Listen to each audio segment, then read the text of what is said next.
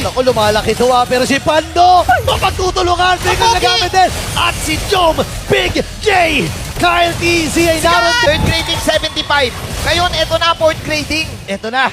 Fourth grading, biglang na 90 mo lahat. O diba? Himala eh. Well, makikita natin na ang AFG Brin, hindi na sila papayag na mag-antay ng setup from Smart Omega, checking Eagle.